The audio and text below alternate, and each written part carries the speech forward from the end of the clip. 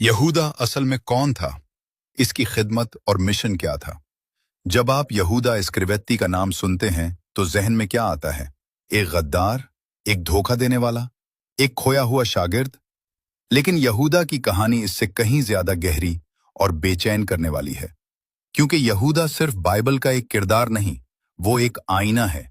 यहूदा, जिसे मुकम्मल तौर पर यहूदा इस्करियोती कहा जाता है, कोई बाहर का शख्स नहीं था जो अचानक आकर यस्सु मसीह को धोखा दे गया। वो चुना गया था। खुद यस्सु मसीह ने उसे चुना था।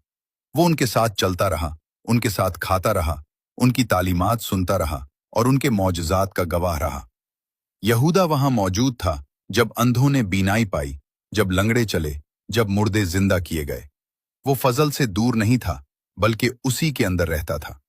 और दूसरे रसूलों की तरह यहूदा का भी एक मिशन था। उसे भेजा गया कि वो मनादी करे, खुदा की बादशाही का ऐलान करे, बीमारों को शिफा दे और बदरूहों को निकाले। कहीं भी ये जिक्र नहीं मिलता कि वो उन कामों में नाकाम रहा। ये एक हैरानकुन हकीकत है। यहूदा बेकार नहीं था। वो शुरू से जाली नहीं था। इसकी खिदमत हकीकी थी। रसूलों के दरमियान यहूदा के पास एक खास जिम्मेदारी भी थी। वो खजाना संभालता था। ये एतमाद का मकाम था, जिम्मेदारी का मकाम था, ईमानदारी का तकाजा करने वाला मकाम था। लेकिन आहिस्ता आहिस्ता कुछ बदलने लगा। कलाम मुकद्दस जाहिर करता है कि यहूदा ने चुपके चुपके उसमें से लेना शुरू किया जो उसका नहीं था। यह अचानक नहीं हुआ, ना ही शोर से, बल्कि आहिस्ता आहिस्ता। और अक्सर गुनाह का आगाज इसी तरह होता है, एक बड़े लम्हे में नहीं, बल्कि छोटे पोशीदा समझौतों में। फिर वो लम्हा आया जिसने उसे हमेशा के लिए बदल दिया।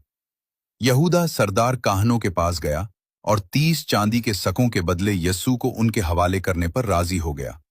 न उसे मजबूर किया गया, न वो उलझन में था, बल्कि ये उसका अपना फैसला था। और जब वक्त आया, वो यस्सु के पास आया, हथियार के साथ नहीं, बल्कि एक बोसे के साथ। मोहब्बत की निशानी धोखे में बदल गई। लेकिन कहानी यहां खत्म नहीं होती। बाद में यहूदा को पछतावा हुआ। उसे एहसास हुआ कि उसने क्या किया है।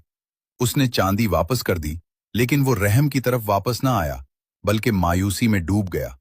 और यही उसकी असल अलमिया है, क्योंकि एक और रसूल भी गिरा था।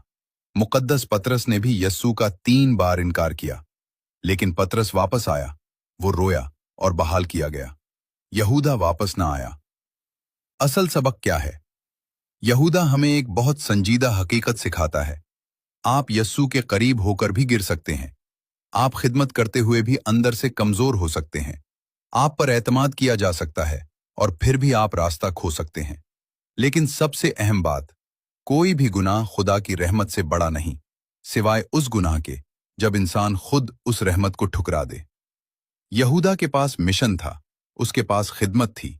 वो चुने हुए लोगों में शामिल था, लेकिन उसने सब कुछ खो दिया। इसलिए नहीं कि खुदा ने उसे छोड़ दिया, बल्कि इसलिए कि वो वापस ना आया। और यही सवाल हम सब के लिए है। जब हम गिरते हैं, क्या हम यहूदा की तरह भागते हैं या पतरस की तरह वापस आते हैं?